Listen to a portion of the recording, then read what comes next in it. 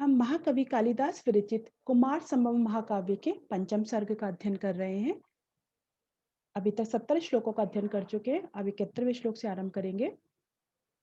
भगवान शिव जो ब्रह्मचारी रूप में तपोवन में उपस्थित हैं और माँ पार्वती के बीच में जो वार्तालाप चल रहा है, तो क्या कहते हैं, वो बताती हैं पार्वती की, जो सखी से पूछते सखी उन्हें बता देती है भगवान शिव ब्रह्मचारी को कि भगवान शिव को प्राप्ति करने के लिए ही तपस्या कर रही है।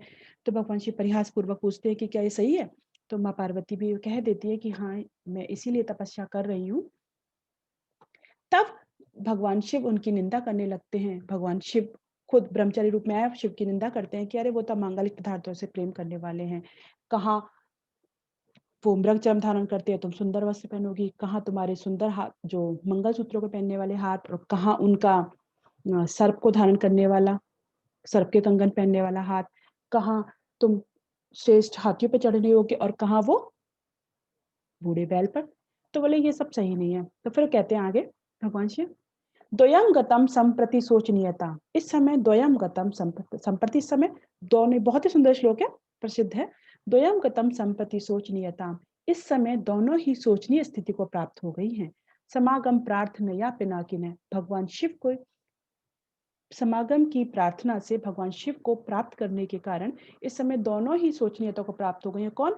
कला जैसा कांति मति कलावतः, वो चंद्रमा की कांति युक्त कला, और लोकस्य नेत्र कौमुदी, इस सारे संसार की जो नेत्र कौमुदी रूप त्वम, अस्य लोकस्य, इस सारे संसार की नेत्र कौमुदी रूप जो तुम हो, ये दोनों ही इस समय सोचनीयता की स्थिति को प्राप्त हो गई हो। क्यों? क्योंकि तुम भगवान शिव को प्राप्त करना चाहती हो। ऐसा लगता है दोनों ही अब तो लोग सोचने लग गए कि इनकी स्थिति बड़ी ही दयनीय है। तो कहते हैं ब्रह्मचारी कि शिव प्राप्ति की कामना से यह जो तुम कर रही हो, दोनों ही सोचनीय स्थिति को प्राप्त हो गई हो। कौन कौन? चंद्रमा की वह अति सुंदर कला तथा इस जगत के नेत्रों की जो कौमुदी रूप है, ज्योत्सना रूप तुम, दोनों ही हो गई हो। तो इस प्रकार से यहाँ पे कहते हैं। अगला श्लोक देखते हैं।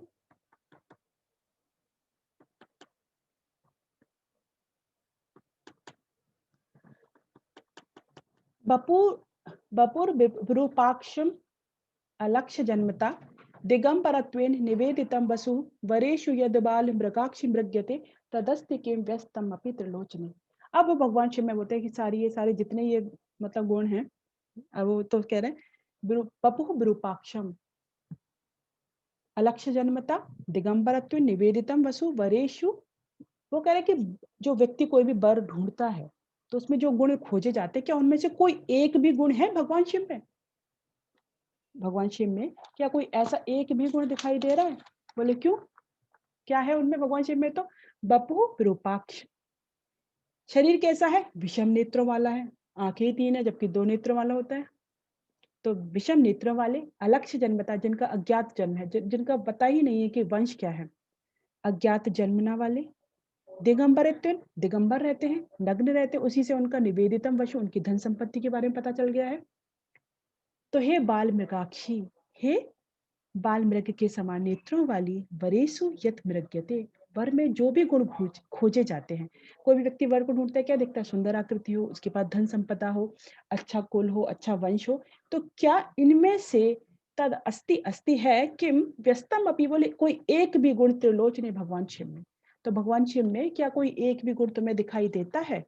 तो विरूपाक्ष यानी विषम नेत्रों वाला उनका शरीर है, उनका जन्म अज्ञात है, दिगंबर रहने से, नग्न रहने से उनके धन के बारे में पता चला, उनके पास कोई सुख, उनके पास कोई समृद्धि नहीं है, संपत्ति नहीं है।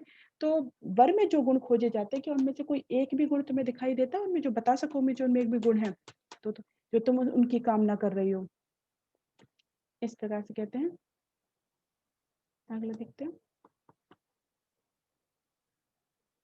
निवर्त्यास्माद् अभीप्सितामात्मनः क्व तद्विधस्त्वं क्व च पुण्यलक्षणा अपेक्षते साधु जनेन वैदिकी शमशान शूलस्य न यूप सत्क्रिया। बोले तुम अपने आप को हटा लो इससे। कहाँ तुम और कहाँ भगवान शिव? बोले जो शिव है वो तो अब निंदा ही कर रहे हैं कि तुम उनसे हटा लो अपने आप को। तो क्या कह रहे हैं?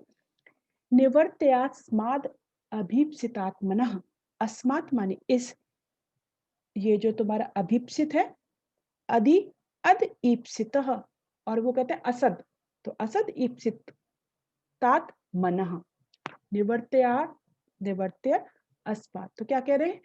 अस्मात् माने इस, असद ईप्सितः, असद ईप्सितः माने जो अनिष्ट मनोरथ है उससे मना माने मन को, निवर्तया माने हटा लो।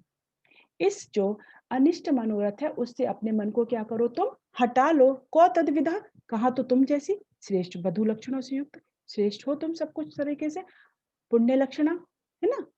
क्वच पुण्य लक्षणा माने कहा तो तुम पुण्य लक्षणा, और क्व तद्विधा कहा उस जैसा, सॉरी ये क्व ये तुम भगवान शिव के लिए आया, कहा पुण्य लक्षणा माने पुण्य लक्षणा है तुम, क्व तद्विधा कहा तो उनके जैसा, कैसे? अमांगलिक पदार्थों से प्रेम करने वाले शिव, और कहा पुण्य लक्षणों वाली तुम। तो बोले इस जो तुम अनिष्ट मनोरथ है उससे अपने मन को हटा लो। तुम दोनों में कोई मैत्री नहीं है, कोई तुम्हारा मिलन नहीं है, कोई योग्य की कोई अनुमति नहीं देगा, तो तुम अपने मन को उससे हटा लो।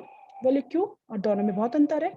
साधु जनिन माने सज्जनों के द्वारा शमशान शूलस्य, शमशान में लगने वाले शूल पर यूप सत्यक्रिया, जो यज्ञ में की जाने वाली जो क्रिया है वो न अपेक्षते माने उसकी अपेक्षा नहीं की जाती, क्योंकि यज्ञ वाली क्रिया अलग होती है। वहां पे जो शूल गाड़ा जाता है, झंडा गाड़ा जाता है, उस पे जो पशु की बलि जाती है वो अलग है, वो उसकी पूजा होती है। लेकिन शमशान में जो शूल करता है उसके उससे दोनों का मतलब वो नहीं कर सकते, तो तुम दोनों का मिलन योग्य नहीं है।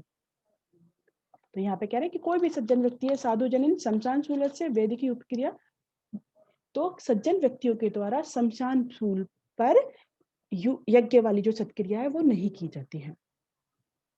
तो कहते हैं कि इस अनिष्ट मनोरथ से अपने मन को हटा लो, कि तुम ये जो कर रही हो, तो सज्जन पुरुष शमशान शूल की यज्ञ स्तंभ संस्कार जैसी पूजा नहीं करते। जैसे यज्ञ में जो स्तंभ लगता है उसकी जैसी पूजा की जाती है जब वो गाड़ा जाता है, लेकिन शमशान शूल की पूजा ऐसी नहीं करते हैं।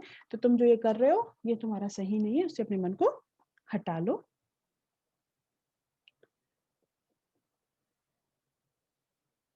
इति द्विजातौ प्रतिकूलवादिनी प्रवेपमानाधर लक्ष्य कोपया विकुंचित भ्रूलत माहिते तया विलोचने तिर्या गोपांत लोहिते। अब पार्वती जी को बड़ा गुस्सा, मतलब क्रोध आ गया, गुस्सा हो गई हैं वो, उनके होठ कांप रहे हैं क्रोध के कारण, और आंखें लाल हो गई हैं, और उन्होंने ऐसे जो कह रहे प्रतिकूल बोलने वाले ब्रह्मचारी की ओर देखा है टेढ़े नजरों से। तो क्या कह रहे हैं?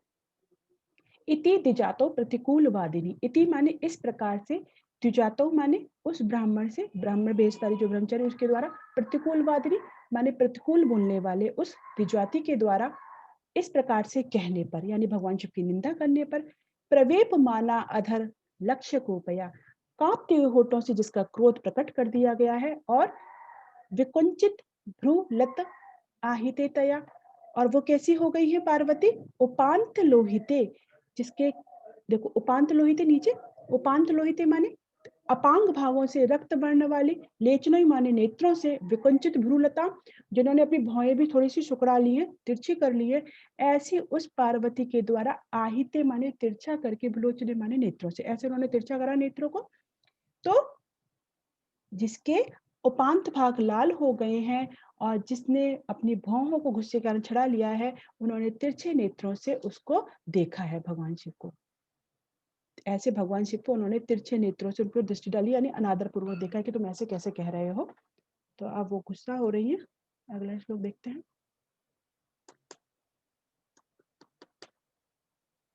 उवाच चैनम परमार्थ तो हरम न वेस्सी नूनम यत एवमाथ माम आलोक सामन्यवचिंत हेतुकम दुष्यंति मंदा चरितम महात्मना। बोले तुम उनके बारे में जानते ही नहीं वास्तव रूप से, तुम भगवान शिव को समझते ही नहीं हो, इसलिए तुम ऐसा कह रहे हो। जो अलौकिक व्यक्ति होते हैं, जो असामान्य होते हैं, उनके बारे में, जो महान पुरुष होते हैं उनके बारे में जो व्यक्ति होते हैं दुष्ट, वो ऐसे ही द्वेष करते हैं, तुम भी इस कारण उनसे द्वेष कर रहे हो। तो पार्वती ने जब तिरछे नेत्रों से उनको देखा तो फिर क्या कहा? उवाच च एनम, और एनम इस प्रकार से उन्होंने कहा भी है उनसे, एनम उवाच च, और इससे कहा, क्या कहा? त्वम परमार्थतः, तुम माने तुम, परमार्थता माने पारमार्थिक रूप से, वास्तविक रूप से, ना वेस्ती जानते ही नहीं हो तुम, हरम माने शिव को वास्तविक रूप से जानते ही नहीं हो, नूनम निश्चय, यत एवं आर्थ, इसलिए तुम मुझसे ऐसा कह रहे हो। तुम वास्तविक रूप से भगवान शिव को निश्चय ही जानते ही नहीं हो, इसीलिए तुमने मुझसे इस प्रकार कह रहे हो। आगे कहती हैं अलोक सामान्यम, अलोक सामान्यम जो असाधारण है, अलौकिक है, अचिंत्य हेतुकम जिसका कारण ही अज्ञे है, जिसको कोई जानता ही नहीं है, जो सर्वज्ञ है, जिसका और तुम कह रहे हो कि वो अज्ञात जन्मना है। असाधारण, अलौकिक और जिसका कारण अज्ञे है, ऐसे महान पुरुषों के चरित्र को, जो महान पुरुष होते हैं उनके चरित्र पे मंदाह, जो मंद व्यक्ति होते हैं, वो क्या करते हैं? द्विषन्ति माने द्वेष करते हैं।